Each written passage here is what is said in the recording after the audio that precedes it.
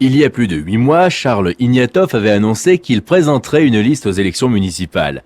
Mais c'est seulement 2 semaines avant la date du premier scrutin qu'il devait confirmer celle-ci. 8 mois durant lesquels les adversaires se glossaient de lui en prétendant qu'il lui serait impossible de composer à nouveau une équipe de 35 colistiers. Je sais pas la première fois que je l'entends, puisque en 2001, 2002, on avait dit, certains avaient été passés de l'autre côté en disant sans moi, Charles n'arrivera pas à monter une liste, etc. La réalité, c'est que à chaque fois, j'y arrive, parce qu'à chaque fois, je trouve des gens qui d'abord croient en moi. J'ai des amis anciens qui me suivent depuis des années, et puis des nouveaux. J'ai avec moi cette fois-ci énormément de commerçants qui veulent que les choses changent, des gens que je connaissais pas il y a 3 mois, et puis qui ont vu ce que je proposais, qui m'ont dit mais ça c'est une solution.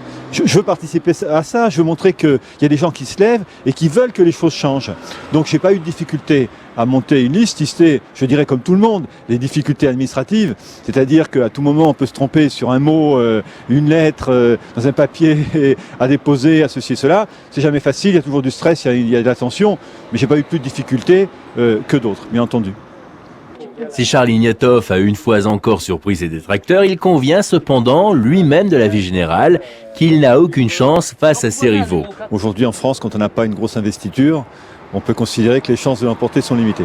Bon, donc je ne me fais pas d'illusions et ma démarche elle est la suivante. Ma démarche c'est de montrer que, d'abord c'est de lancer le débat. Et que le débat se limite pas simplement à voter pour moi parce que je suis de droite ou voter pour moi parce que je suis de gauche. Rejeter la droite parce qu'actuellement elle a des problèmes ou voter à gauche, tout ça me paraît naïf et c'est éviter les vrais débats. Ce que je voudrais, ce que j'ai voulu, c'est qu'on pose le débat d'abord au niveau local, ce qui ne se faisait pas trop jusqu'ici, et puis deuxièmement, montrer qu'il y avait des vraies solutions sur Agde et qu'il n'y ait pas ce découragement que je constate tous les jours dans les rues où on me dit on peut rien faire pour le centre-ville, il n'y a pas de solution qui marche. Et moi j'ai voulu montrer que c'est parce qu'on n'a pas été bon jusqu'ici, parce qu'on a fait des erreurs, parce qu'on n'a pas su appliquer des vraies solutions, mais il y a des vraies solutions. Le premier exemple, ça a été la zone franche urbaine. Je vous explique, sur une zone franche urbaine élargie, qui concernerait le centre ancien, mais aussi le centre-ville de Monaco jusqu'à la rive droite.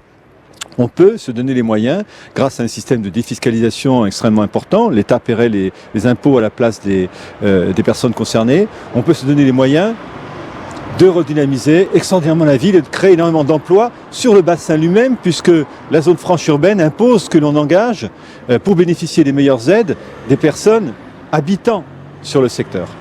Ensuite, je proposais la présentation, comme l'ont fait 200 et quelques villes en France, d'un dossier en rue auprès de l'Agence nationale de renouvellement urbain, qui devrait permettre d'amener, de faire venir sur Agde à peu près 50 millions d'euros de subventions. Et quand je dis 50 millions d'euros, c'est le chiffre moyen qu'on a vu sur les villes à peu près équivalentes. Avec 50 millions d'euros, on pourrait faire énormément de choses sur le centre-ville, c'est une évidence, le parking qui manque, la réhabilitation des rues, la réhabilitation des logements sociaux, et ces marges de manœuvre qui seraient dégagées, eh bien on pourrait investir sur le Cap d'Agde, sur le Gros, pour retrouver une fréquentation touristique de haut niveau, et puis aussi pour la vie de tous les jours pour les habitants. Donc ça c'est ma motivation première, c'est donc pas une motivation de pourcentage, c'est une motivation de message. Je veux faire passer un message, oui on peut croire en Agde, oui on peut croire dans des solutions, oui le débat peut être autre chose que des astuces politiciennes. L'ancien responsable du RPR reste persuadé que son projet de ville fera la différence avec tous les autres candidats. La différence avec les autres, c'est que nous, on va proposer des recettes, avant tout, dans tous les sens du terme d'ailleurs, des solutions et des recettes. Alors que les autres, quand on lit leurs documents, ce sont des dépenses qu'ils proposent. Je ferai ceci, je ferai cela. Personne ne dit comment il va le financer. Nous, on le dit. Avec le dossier en rue, on va ramener 50 millions d'euros de subventions.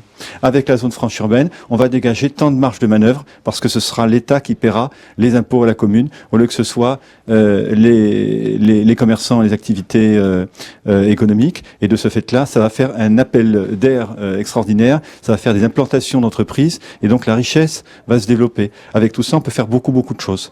Et c'est très différent. C'est pour ça que notre slogan, encore une fois, c'est des recettes, pas, entre guillemets, que des dépenses. Pour prétendre jouer encore un rôle, un score minimum de 5% sera nécessaire à Charles Ignatov. Et s'il y parvient, dans quel puzzle pourra-t-il trouver cette fois une place ?